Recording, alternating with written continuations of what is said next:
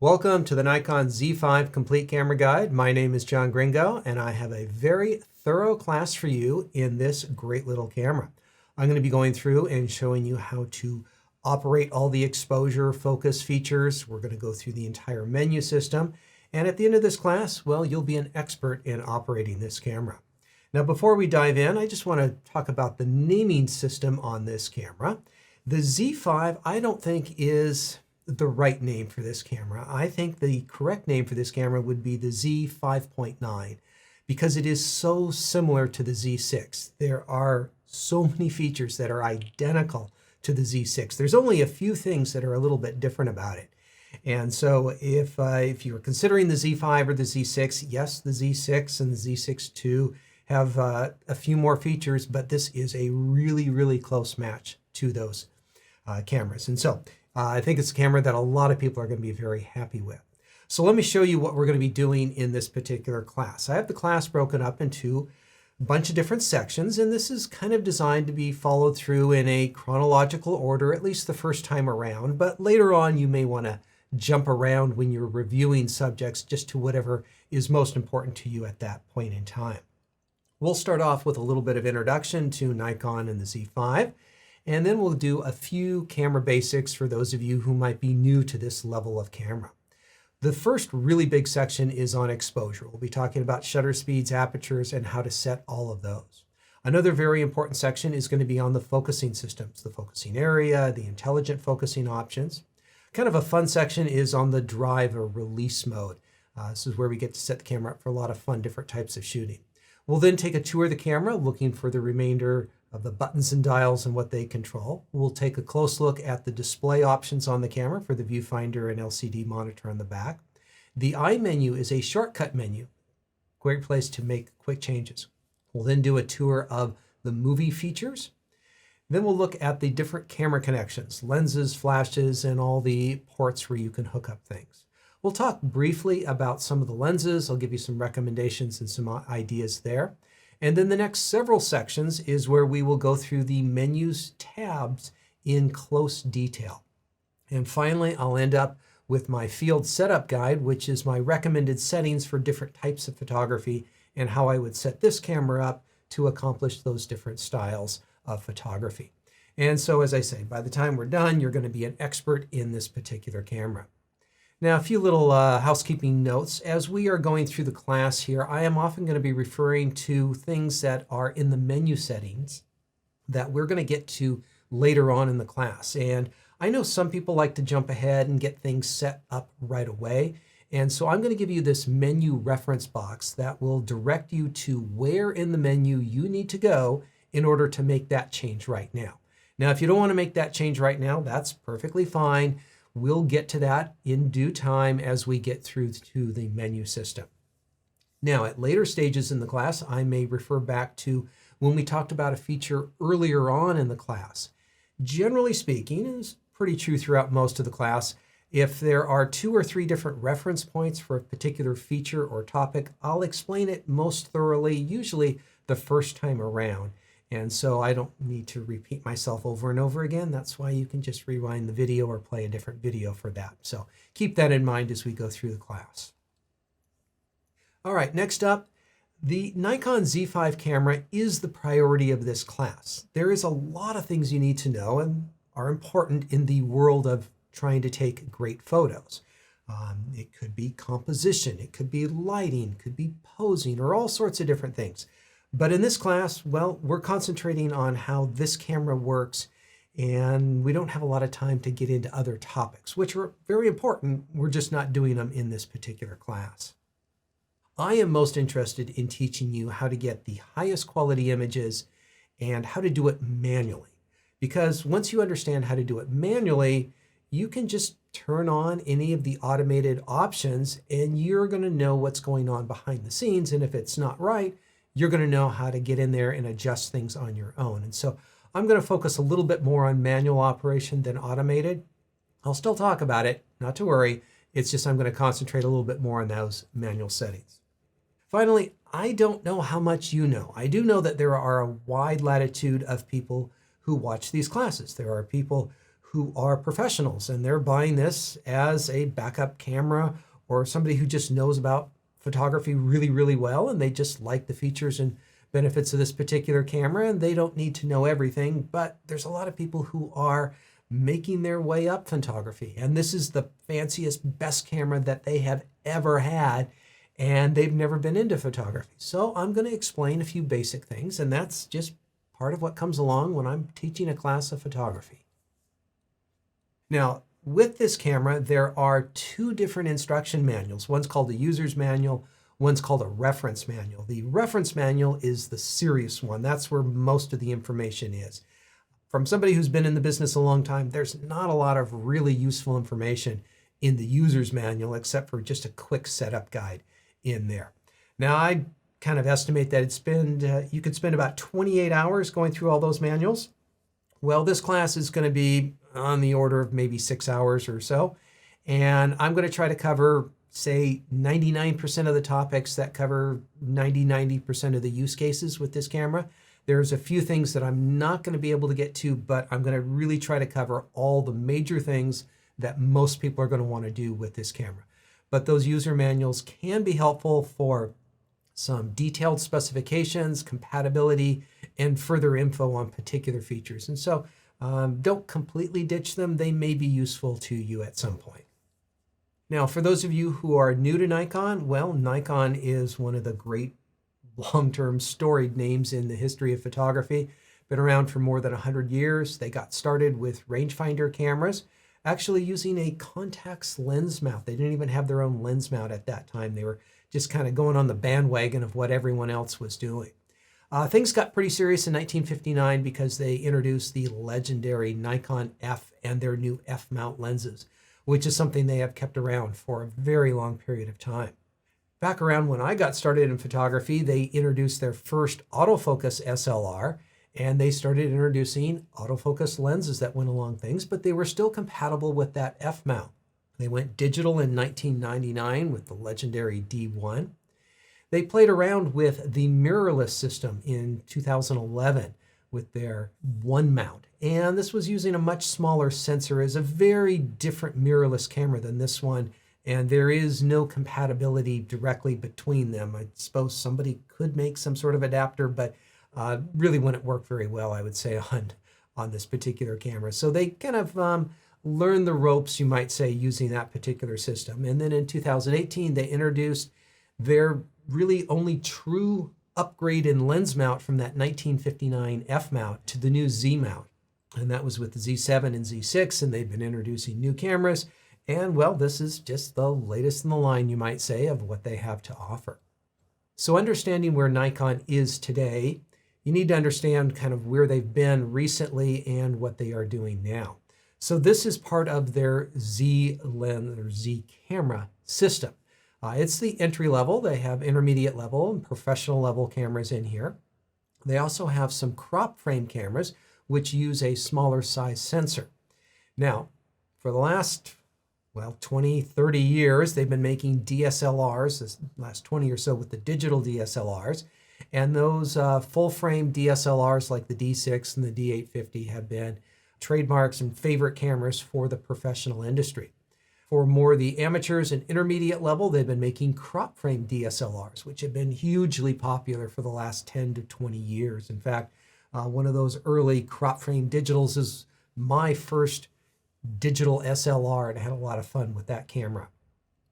So if you are using the Z series cameras, you're probably going to want to be using the Z series lenses. There are adapters where you can use the older F-mount lenses, and I'll talk more about that in the lens section of this class.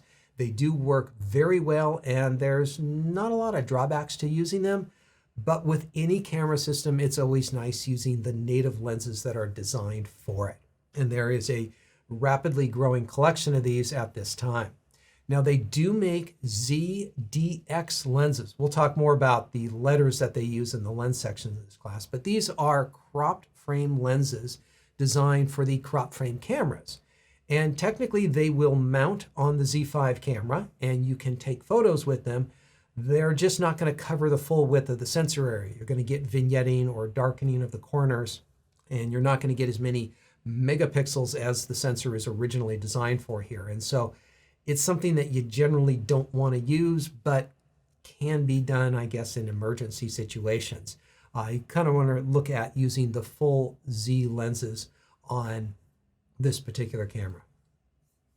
All right, just a quick note on the care and handling of this camera. There's a lot of warnings in the instruction manual. Let me boil it down to a few important ones. It's not a waterproof camera. Don't take it underwater. That's not going to work. In heavy rain, I wouldn't recommend it. There are some notes about it being weather resistant to a certain level, but just for the most part, it doesn't like water, so you got to be careful around that. As far as Nikon brand electronics, we're talking about things like flashes and batteries. To some extent, you could talk about lenses on this. Nikon really hasn't opened the lens mount to other manufacturers at this time, but I would not hesitate at all using other brands of lenses on this camera if they offer you good features for the value that you pay. Nikon has great lenses, and that's kind of the first choice to look at. Sometimes they may not make what you particularly would like or can afford, or some other combination of what's important to you. And there's plenty of other good lenses that you can use on these interchangeable lens cameras. I tend to want to stay with the Nikon flashes. The communication, you may pay a little bit more, and it's just light, and all light is kind of equal as long as it's, the right power and coming from the right place. But I really do like those electronics, and I think it just makes the interface much easier to work with the Nikon flashes. I'd stick with the Nikon batteries as well. There are cheap aftermarket ones that you can get. There can be problems with it, and it's not that much more to get the Nikon, so I would probably stay with the Nikons in that case. Now, there's always a bunch of kind of really crazy warnings in there, so I always like to pick out one that I think is just weird.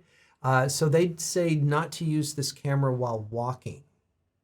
Okay, I've taken a lot of photos while walking. It's best if you stand still and really steady yourself. I will have to admit to that. But if you're walking and shooting photos, you've been warned. As far as the construction of this camera, it's got a magnesium alloy chassis, well built. It does have a polycarbonate rear and base plate, although you wouldn't really know it by holding it and squeezing that camera tightly. It's going to feel pretty solid. It's designed for reasonably rugged use. It's not professional level, but it's designed quite well. Now, in particular for the weather sealing, they do specifically say it has durable weather sealed exterior. It is drip and dust resistant. And there is a number of O-ring seals on this that help keep the moisture out. So if you do get caught in a light rain, no reason to panic or worry too much. I wouldn't go outside and shoot for a prolonged period of time in a notably wet environment. So do take precautions, but it is protected for modest wetness, you might say. The shutter life, which is one of the ways that we have rated cameras for their durability for a long period of time, is how many times the shutter can cycle through before it's expected to fail. And so these cameras are designed to last 200,000. Now, where does that fit in the big scheme of things? Well, back in the days of film, a lot of cameras were rated at 50,000 cycles. Honestly, now most cameras have gotten just more durable. And so 100,000 is more of a minimum now. 200,000 is pretty good. A top-end professional camera might be at 3, 4, or 500,000. So it's it's modest level in that regard in comparison to its peers these days. All right, we want to make sure that your camera and my camera is ready for the class here. You're going to need a charged battery in the camera. We'll need a lens on the camera because we're going to take some practice photos. You're going to need to install at least a memory card. We know we can put 2 in there. Just make sure you have at least 1 in there. Go ahead and turn the camera on. Make sure the lens is set to A for automatic focus. And so this is something that we'll talk more about in the focusing section. You can manually focus these lenses, but for the most part, a lot of people like to use it, most people, with automated focusing. So let's get that set. And for the mode dial up on the top, this isn't where I normally use the camera, but we're going to just turn it to auto just to simplify things right now, and then we're going to go ahead and take a photo. So let's go ahead and get our camera set up here. So I'm going to turn the camera on top here. On the lens, I've got a switch over here on the side. I'm going to make sure that that's in the forward position under the A. And then on the top here, I'm going to turn it to the fully automated position. And let me line up on my target here a little bit. And I'm going to press and shoot a photo, and everything sounds like it's working. It looks like it's working. This is a good time for you to maybe stop the video and go charge your battery if that's not quite ready, or get a memory card that's right for your camera, because you're going to want to have these things ready for the rest of the class. All right, before we dive into the real part of this class, one of the things I want to let you know about is the firmware. Firmware is the software that runs the operation of this camera. It's just like a computer, and you have software that you use on the computer. Well, from time to time, there are updates. It could be either that Nikon wants to add a feature, and they could do that with a firmware update, or there might be a little bug in the system, or there might be a misspelling in one of the languages, and they will do an update. It doesn't happen a lot on usually this type of camera, but it does happen from time to time. If you want to check the firmware on your camera, you're going to need to go into your menu system and go to the wrench tab and scroll up and down to find the firmware version, and then you can enter there and you can see which firmware version you are using. Let me go ahead and show you how to find it, and I'll do it on my camera right here. I'm going to hit the menu button here. If you go left and right, you kind of go in and out of tabs, and you can go up and down through different tabs. And what we want to do is go to the wrench, and there's a little scroll indicator over here on the right side. So you want to go down through a couple of pages. I think we're at about the 5th page here. And firmware version. Now you can either hit the OK button in the middle, or you can hit it to the right. I'm going to go to the right here.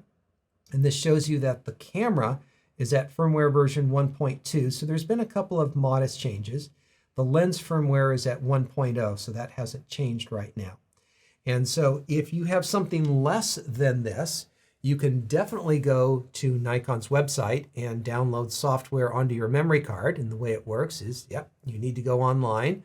You need to go to Nikon Z5 firmware. You should find it on the internet and download that software from Nikon. Only get it from Nikon. And download it onto a memory card. Put the memory card in the camera. Come here to your firmware version in the menu system. Your camera will recognize that there is firmware on the memory card and will ask you if you want to upload it, which usually takes a few minutes to do. Now, at some point down the road, Nikon's possible that they might introduce a higher numbered version firmware from this, 1.3 or 2.0. I don't know what Nikon's going to do in the future. So if you want to see what's going on with them, you need to go check them out yourself online at this time.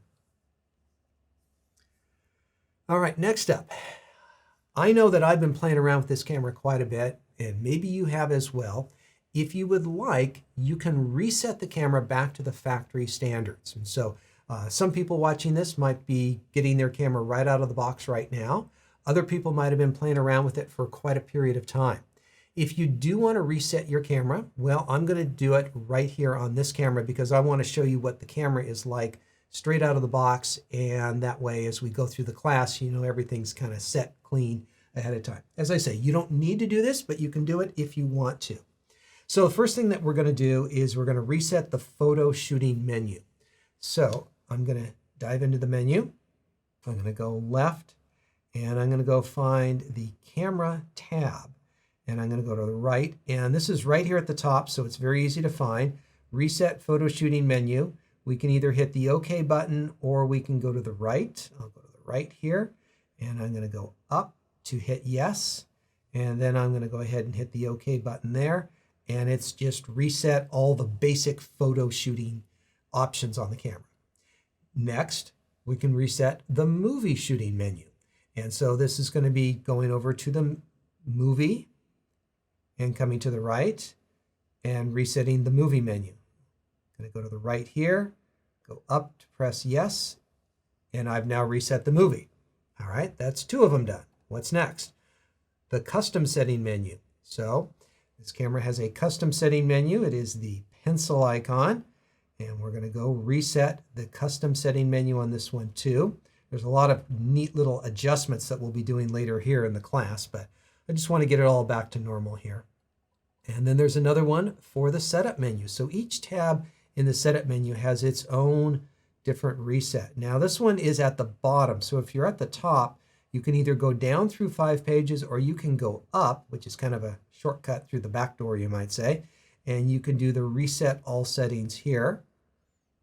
And I am going to do a full reset on this, and this one's kind of serious, and I do want to do this, so I'm going to do OK there. And I'm going to turn the camera off because that's what it told me to do. And I do what the camera tells me to do. All right, so now this camera is fully reset. Maybe yours is as well, so that we get through the class. We're starting out a clean slate. All right, so that's it. You've got the introduction on your Z5 here.